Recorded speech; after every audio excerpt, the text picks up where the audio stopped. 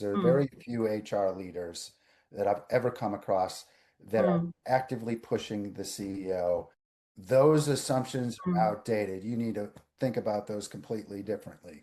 Your mm. assumption about how the workforce operates is wrong. You know what I mean?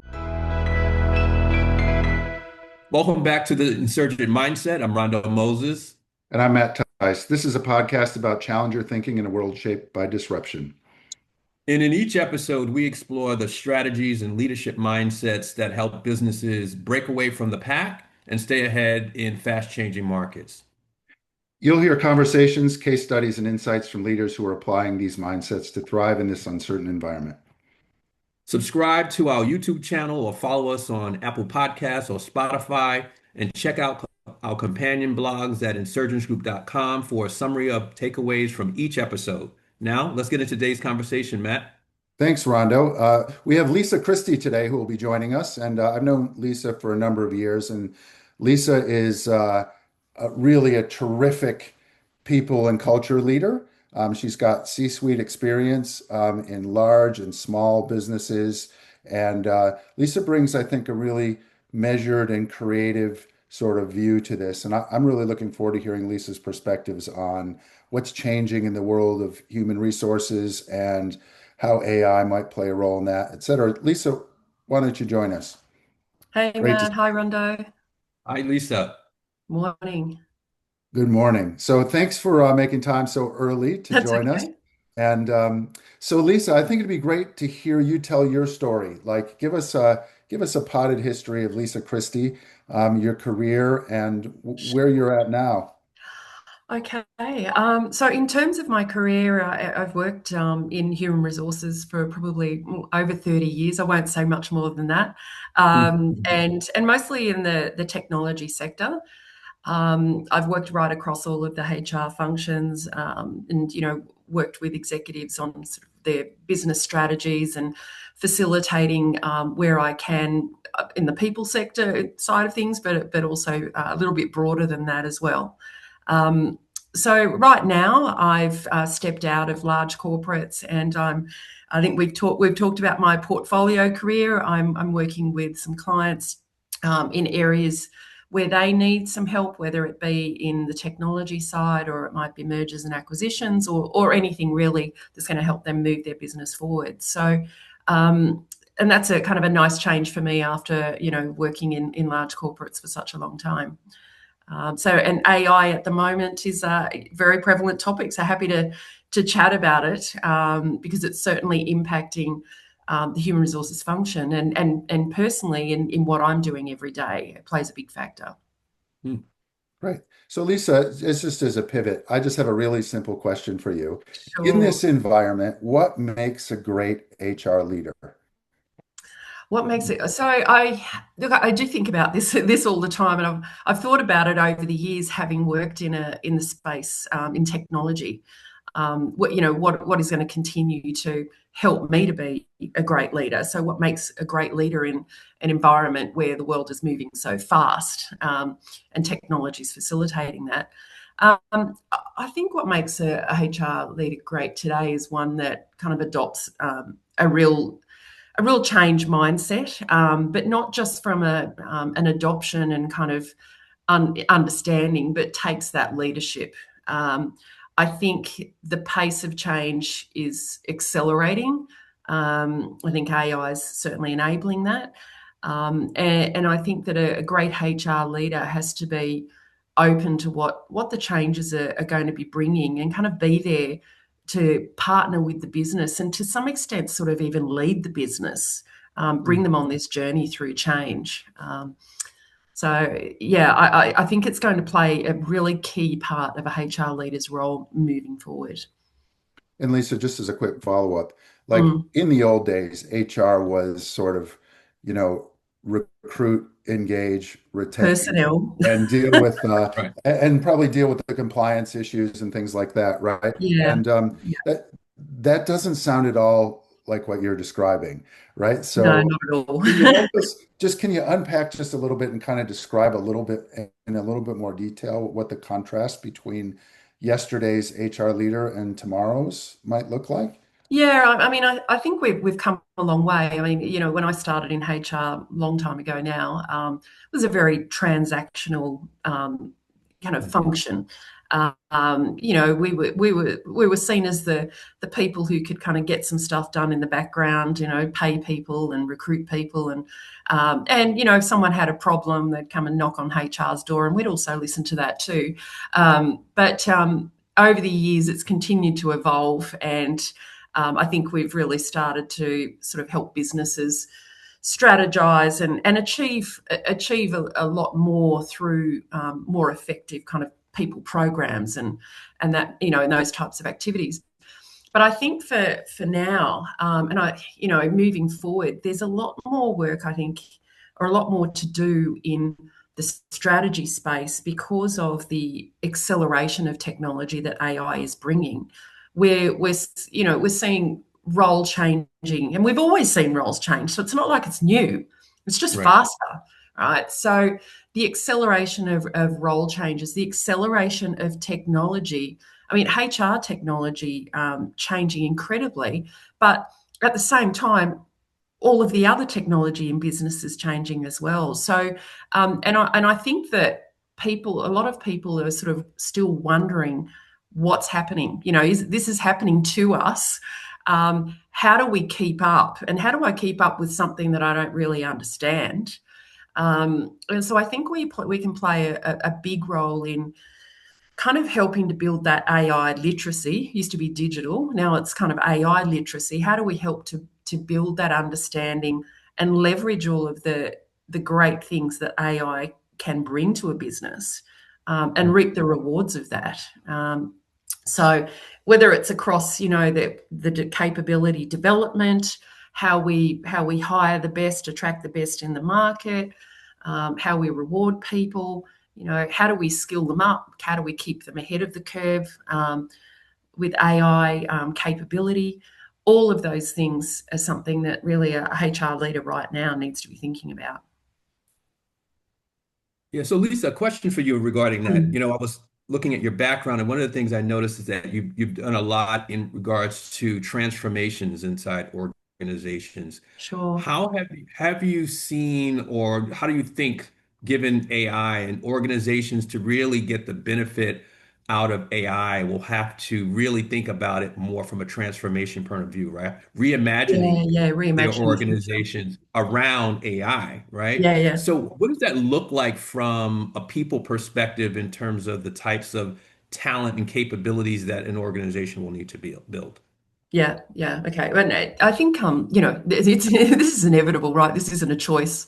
So Yeah. this is happening, and businesses do need to be thinking very carefully about how do we kind of lead into the future? How do we, what are we reimagining as our future organisation and our future workforce, and kind of build out that plan of, well, we're here now. How do we get there to make sure that we're not losing business, we're not losing people.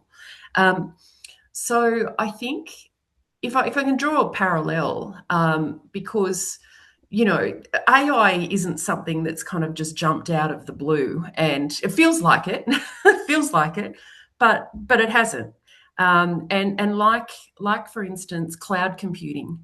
When I worked in SAP kind of 10, 15 years ago, and spent 5 or 6 years there, even prior to that, and we were talking about cloud computing. When I was back in Microsoft, I mean, we're going back 15 to 20 years. We were talking about cloud computing, and this is kind of how cloud computing started. Everyone was a little bit dubious. They were baffled. What does this mean for us? A little bit scared, because we're not sure about where our data is going to be, and is it going to be secure, and am I going to have a job, because everyone's talking about how cloud skills are going to take over, and we're all, the rest of us will be left behind and without jobs. Well, if I draw the parallel, it's very similar in a way. And as I said, I feel like it's a little bit faster now, just because of the sheer capability of AI. But from a workforce planning perspective, for businesses reimagining what it looks like, it does take me back to those days where we did have to pull back and think, okay, how do we stay ahead of the curve We know that cloud computing is where we're going. There's still a lot of unknown, but can we crystal ball what are the skills that we kind of need now, and what can we see where the direction of cloud computing, what are we going to need in 2 years, 5 years, 10 years? And you have to have those plans in place to have the right capabilities. And what does that mean for organizations of today? It means that people need to be reskilled. So HR will play a really key role in identifying those people who can adopt and learn quickly, and help to champion the change, and then have in place programs to bring people along the journey, continue to build new competencies in the area of AI, and what that's going to mean in their particular jobs, because of course it's going to be different. It's not just one set of AI skills. It's going to be different depending upon what you're talking about in terms of jobs. But how are we going to bring them along the journey? And along the way, people will have choices. Their roles, many people's roles will be heavily impacted by what AI brings. Others perhaps not so much. But we still all need to know how is what I do going to be impacted, and what do I need to do to kind of stay relevant. And that was a conversation we've been having for 20 years, particularly around cloud computing. How do I stay relevant? How do I have a career in 20 years time? Because what I'm doing now just isn't going to exist then. Right. So I think harnessing the value that HR can bring, and look, I think HR is not alone. All of the functions in an organisation will need to be on this journey, and probably even more so partnering together. When you look at finance and IT, I mean, I think HR moving forward, and certainly CEOs are really going to have that core triumvirate working very closely together, in order to achieve that kind of, or build and achieve that reimagined organisation, and stay relevant as a business. Lisa, on the point about reimagined organization, Mm. in this environment that you're talking about, which is much more dynamic and evolutionary or revolutionary, maybe, is the traditional corporate command and control hierarchy, the vertical hierarchy, dead, or do you think that will persist? What's the implication of what we've just discussed in terms of the future of operating models? Yeah, look, I mean, it's always an interesting question about operating models, and it's been one that I've had right through my journey in HR. When cloud computing came up, when just right through the 20 years of technology evolution, you're sort of looking at, well, what will the model look like? Will the org structure break down? What's that going to mean for leaders? Again, I think that's an evolution. I do think it's changed over the years, and I think it will continue to. I think from that command control, that very hierarchical structure, if you think back, and we all worked in it, I think, most of us on the call, we worked in that environment, and we've gone through the last 20, 30 years of change. And we have flatter structures. The boundaries have blurred in organisations. Many people, you're working in matrices. Some people, wearing multiple hats. There's certainly, from a command control perspective, less behavioural aspects of that org structure. But I think, I don't think we're going to see everyone kind of, I don't think we're going to flatten out completely. I do think that there still needs to be leadership in place in an organisation. But the way that it's been evolving over the last sort of 20 to 30 years, certainly in my mind, is that leadership has kind of transitioned from being more an organisational role to being a behavioural role, I guess, if you like, in that we bring people on the journey now through how we behave, through inspiring people, through helping them to understand where we're going and how they can be part of it. Whereas, 20 or 30 years ago, the strategy was put on the slide and this was how it was going to be. And everyone kind of had their goals put in front of them, and that was what we needed to achieve. And you did your performance review, and it was either pretty good or pretty bad. So I think we've shifted from that model to one that's more empowered, that, yes, is flatter in a way, I guess, but one that sort of centres more around, I guess, personal leadership as opposed to that, what we used to call kind of positional leadership. If that makes sense, Matt, because I don't think we can escape having a CEO. I think there needs to be a captain, and I think the captain needs to have his leadership, his or her, I should say. Mm-hmm. I think they need to have their crew, and leadership crew. But I don't think it's going to flatten out completely. A very brief follow-up on that, right? You Sure. mentioned earlier the need for the triumvirate and each part of the system to educate themselves. And I love this idea of personal versus positional. Love it, right? So is there an analogy there in terms of kind of like functional capability versus adaptive capability in, the types of people that come into firms now? Not having the same role or even the same set of capabilities on day 1, day 10, day 50. You know what I mean? I'm over exaggerating here, but you understand the point. Yeah, I do. So adaptive ability was what you were saying. Sorry, I immediately started thinking. I've kind of almost got AI in my brain. That's why you're here, Lisa. I'm an early adopter, you can tell. I do think that the latter. I think that adaptive ability is more critical even now. This is a conversation I've been having recently, actually, with one of my current kind of portfolio clients, and that is that knowledge and being and kind of knowledge and experience, I guess, particularly knowledge, becoming less important now because everyone can get knowledge. The skills, the competencies that organisations are needing are really around that ability to adapt and that adoption of new ways of working, new ways of performing my role. Of course, people who are going to be more readily able to kind of work through the change curve, as opposed to resisting it and taking longer to work with what AI is going to bring to their particular function.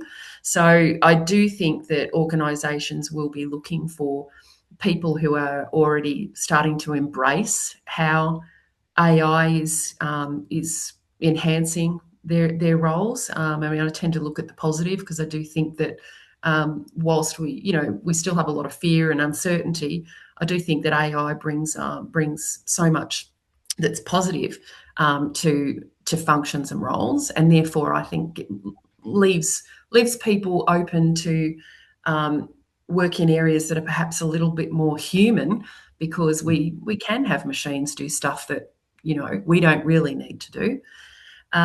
So I think that capability is critical. That taking on board, learning, being readily open to change, already having embraced what it can bring, and demonstrating that, I think, is important. And in the space that I'm in at the moment, I'm working with a client, a law firm, and of course there's massive change happening there.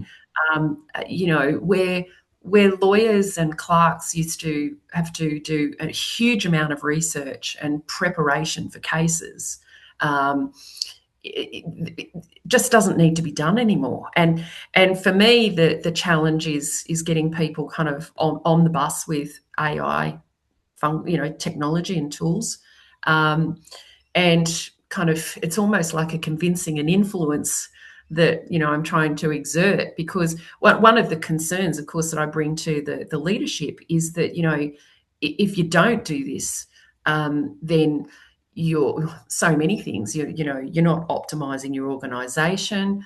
you're going to be left behind because other companies are going to be doing this.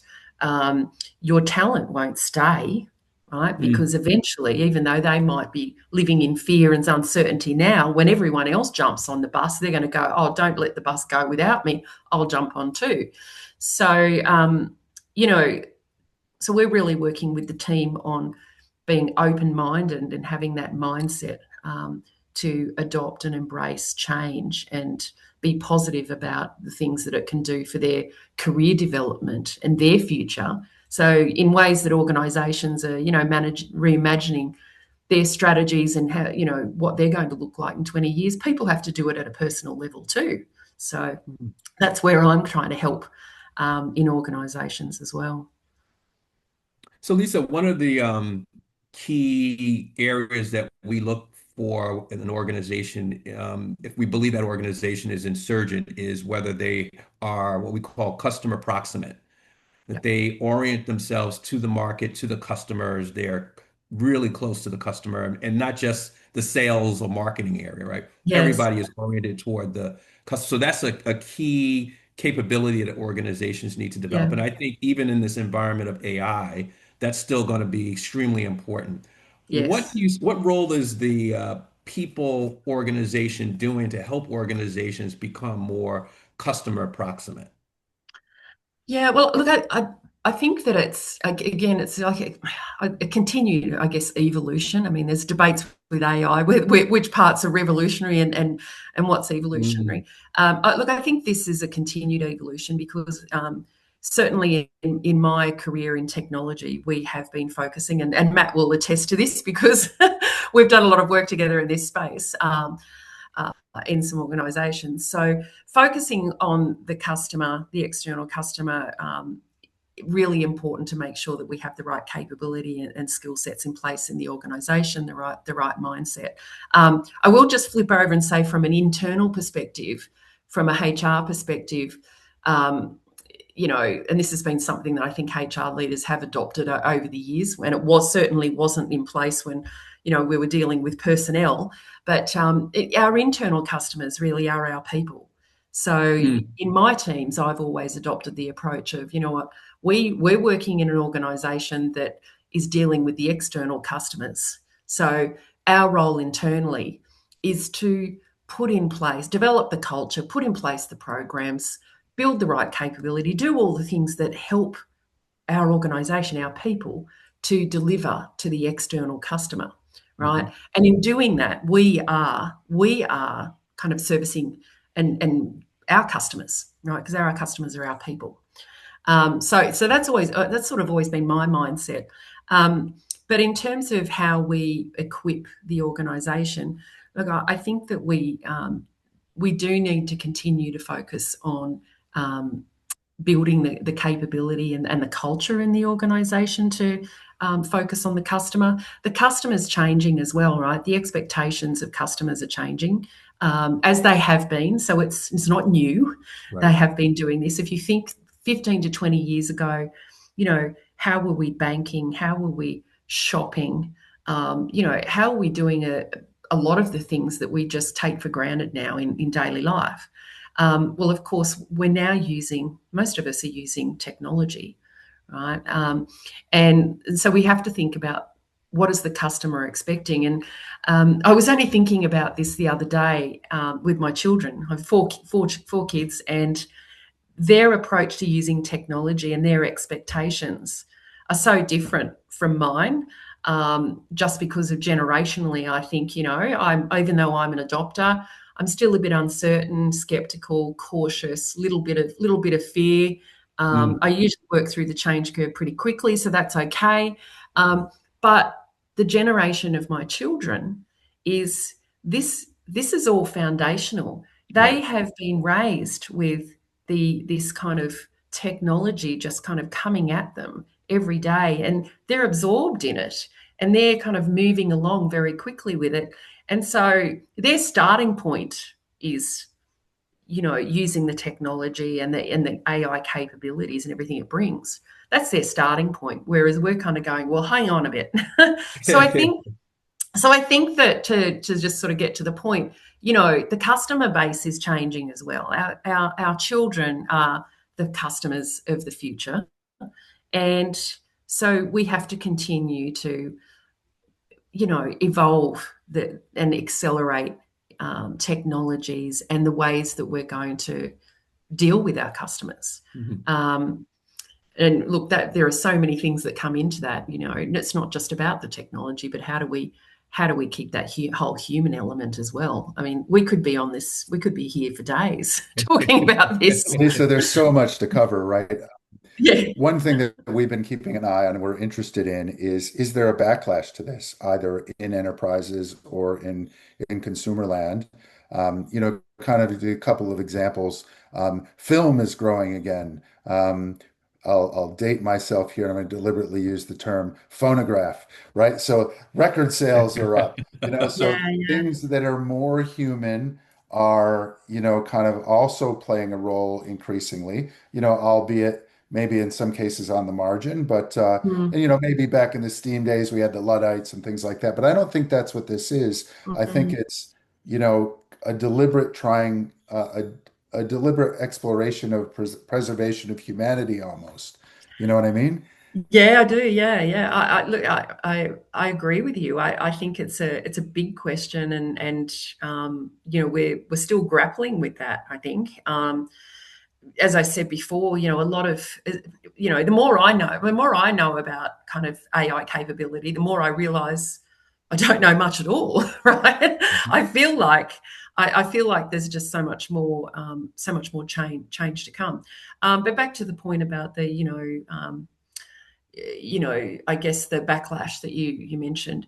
Um, I think in an organisation perspective, I tend to look on the upside of AI, and I think from that perspective, people's careers. There are still opportunities for great careers. Work will change; it's always changed.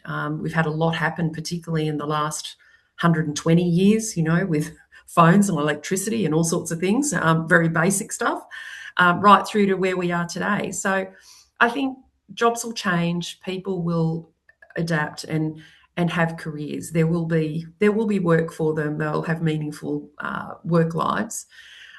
In terms of the impact on humanity, look, I think there are certainly some positives there as well. So an example, medical science. I mean, if we had AI capability 20, 50 years ago, could you imagine where we would be today with the prevention and the treatment of some pretty serious illnesses that are actually killing people?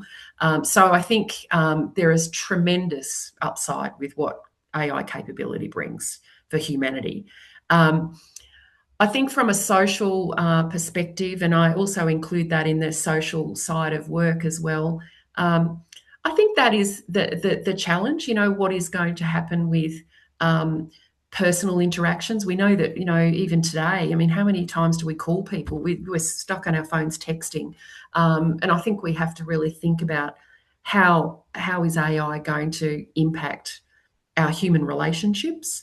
Mm. Um, and that's something that I think we do need to focus on preserving. And look, I think there are some areas where I hope that we don't see. I guess there's always going to be a lot of change, but I'd love to still be able to go to theatre and see what I see now. I mean, live actors on stage. Mm. I'd love to be able to go to a Coldplay concert if they're still around in 10 or 15 years, right? So I think there are all of those good things around the creative arts and being social, and those experiential things that will hopefully still keep us human and interacting. So yeah, who knows? There's a lot more to come, I think, but I'm pretty excited by it, and I certainly hope that we can still preserve those personal relationships and interactions as we go along the way. Lisa, I do have one follow-up question, not so much on Mm. that, but we talked a lot about capability in this discussion. Yeah.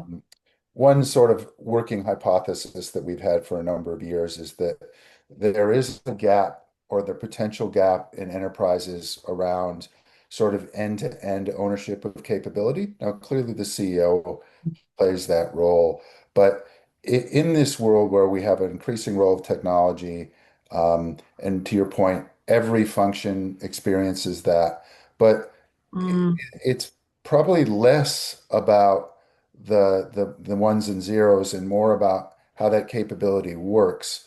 Do you think there's a case to be made for leveling up traditional people and culture to more like the chief capability officer, Mm. owning capability in thinking about an enterprise as a collection of yeah, capabilities, yeah. some of which is human, some of which is technology, some of which is hard assets, some of which is brands, but being able to bring all that together in harmony to deliver better outcomes in a more dynamic and adaptive way. Because I don't think there is a role like that at the moment in most enterprises. No, not that I'm aware of. It's sort of as you've outlined it. I do agree with you. I think that there is a role to play that is sort of something beyond what has been the traditional HR leadership role, and requires, I think, some experience. If you're going to take an organisation on this journey, then you're going to need to have some experience to be able to do that. And I think that's beyond what a traditional HR leader would have. Um, as you were talking about that, I was actually just thinking about how, in my recent experience, what organisations are doing is really bringing in transformation leads, Mm. and that can mean a lot of things, right? Because organisations are changing in many ways, and there's a, as you would know, there's been a lot of mergers and acquisitions and restructures and all sorts of things. So, and of course, there's a lot of technology. Companies are embracing technology, and so these transformation leads are coming in. What I haven't seen with that role is necessarily a huge focus on the capability side. Um, I did work with a client where the transformation lead and myself kind of bridged that gap for the project we were working on. So I think it's a good point. It could potentially be a role that companies could invest in, and I think it would be worthwhile.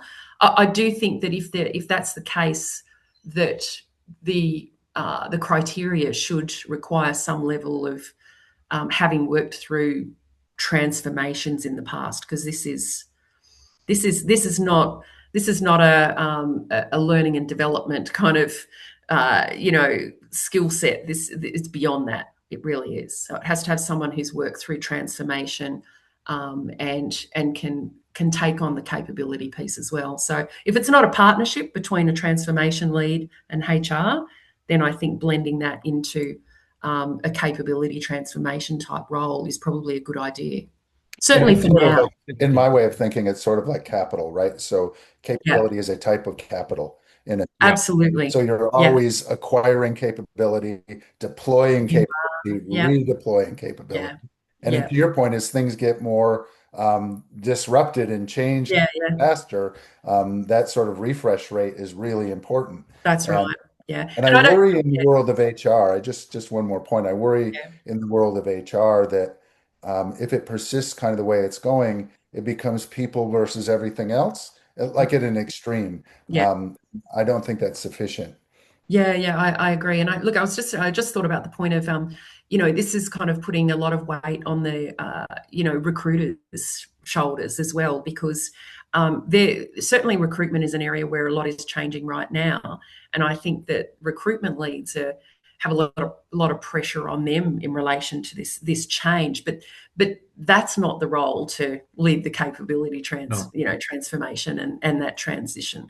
Um, so yeah, so I certainly think that we have to step up and into this, and those types of, and there's senior roles on the executive. This is a role that should be sitting on the executive. Yeah. So Certainly. I've actually worked with a pharma organization where their organizational development group inside of their Mhm. HR or larger HR organization actually did exactly this. We Right. work with them to define the organization's strategic capabilities, Yeah. and then we work with individual regions within the company to identify where how much of that capability exists today, whether they could train up the existing resources to build the capability, or whether they Yep. have to hire. Like, so it is possible to do it inside the HR organization, but it's It different. is. It's just different, and I think Yeah, it's facilitating that capability in HR, or hiring it in, yeah, if you can source that externally with someone who has that experience. And the only reason I say that is because this has moved so quickly. It's a pretty high expectation for executives to think that their HR leader is suddenly an expert in this space, right. right? Yeah, yeah, They're not. I can tell right. you. I just said to you, the more I know about it, the more I realize I don't know. So, uh, you've got to have the right mindset, certainly, um, and learn quickly. But I agree with you. There has to be something. So whether it's external consultants coming in to strategize and reimagine that future and help to build the plan. Right. Great idea. We've done that in the past, with executives I've worked on. Very effective. Or help them to skill up internally, so that they can move forward, with the right capability to drive that plan. Mhm, mhm. Otherwise, how do you kind of, you might start off okay, but you need to follow the road to achieve, to that destination, that Right. reimagined future. So. Hmm. One of the reasons that we've sort of, kind of coined this term insurgents, right, Lisa, is that, Mm, in probably in the 2010s, early 2020s, right, all of these kind of traditional big, fat, lazy corporations were getting smashed up by these very nimble, disruptive forces, the Ubers and the Airbnbs of the world. And, that's obviously mainstreamed now. But we sort of, Rondo and I had just recorded another podcast before this one talking about, global economic change and some of the externalities faced by business today. Um, how do you help senior leaders as a senior HR professional to develop the mindset to be able to cope with disruption and change and to be able to be at the front foot, be on the front foot in that change as opposed to the mm, recipient of the change. In other words, yeah, not reacting, but being very proactive in driving the change. Because I yeah. think in all of our experience, it really does boil down more to mindset than anything else. Yeah, I agree with you. I agree with you. Well, firstly, I think, we talked about the human aspect before, and what might happen to that. Well, I think this is a great example of what might happen to it, because the human aspect, I think, in facilitating that change, adoption and leadership, that's a human aspect. AI is not going to, kind of, influence a leader to, get on the bus and drive the bus. So, that whole human piece around coaching, asking the right questions. I think, the fear and uncertainty, on the, as we look at the change curve, I think people can get stuck there, and it's how we kind of bring them out of that to, an adoption, and really that through that into to leadership. And I think that is about helping them to understand the benefits of what AI can bring, but it's not about lecturing. It has to be through coaching capabilities. So I do think that's an area where HR will certainly lift, becoming that. Um, I don't know. I guess that influencer, and helping to build the curiosity, in people about what this can bring, and helping them to kind of visualize the future world, what it will look like, and what are their people expecting, where are their people heading, what do they want. All right, Lisa, I promised I Yeah. wouldn't push you too hard, but I can't resist now. Go Okay, on. so I hear you and all that, but Yeah. there's very few, and I'd probably count you among these. There are Mm, very few HR leaders that I've ever come across that are mm, actively pushing the CEO. Those assumptions are mm, outdated. You need to think about those completely differently. Your Mm. assumption about how the workforce operates and works is wrong. You know what I mean? Like it really comes down to, you have to be able to change your perspective Yeah, to be able you do. to be able to adapt at scale. And Mm. there are numerous dimensions. Rondo mentioned customer proximity. Yeah. There are numerous dimensions that require a really significant challenge. So it's not really enough just to train up people and coach them, Yeah, no, I right? agree. Yeah, I agree. Yep. So Yeah. I'd like you to kind of like how, right? How do you shift these mindsets to get these leaders in motion? Because let's be honest, most leaders are coasting. They're Yeah, yeah. dining on past successes, and they're Mhm. hoping that they can maintain their pay packet until they sort of move Yeah, yeah. on, throw the can down to the next guy. I'm over exanswering here, Yeah, but no, I agree. Yeah, look, I that, understand. I understand. Well, I probably won't do myself any favors then, answering it. So, um, look, probably, tough conversations. So my even in my current portfolio role, just having the tough conversations with leaders about their business and kind of bringing reality to the fore, um, because and that can be with depending on the nature of your business, but data always speaks in volumes, right? Yeah, yeah. Data and as I said, bringing this to life, and really helping leaders to understand that we are kind of on that bit of a precipice where if if you don't adopt, we don't change the strategy, we don't build out that future plan, then there's the risk that you stagnate, and the biggest risk is that you lose your customers, you lose your business. Because you lose your customers because your customers are going to move on, right? Your customers are moving forward with this. And whether they're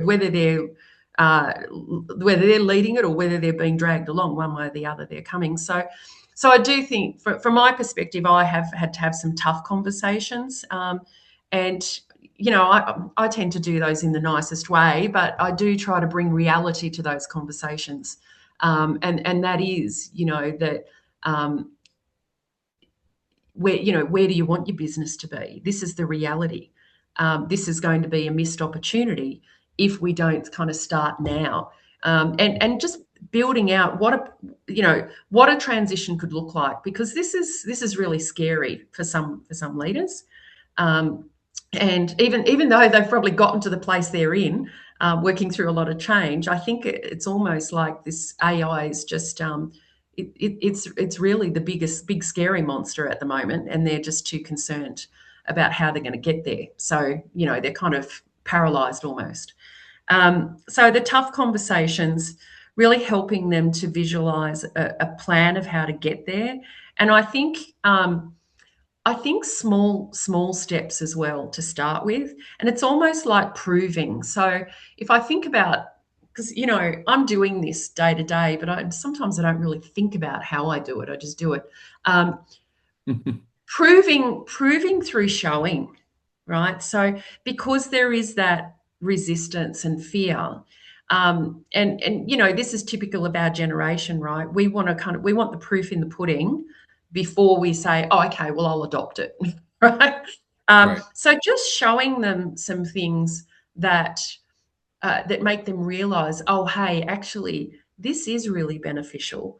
This is going to change and bring some benefits, and that'll create other opportunities. I mean, I'll give you an example. The law firm I'm in, using AI, as I talked about, for end-to-end case management. So they deal with a number of matters.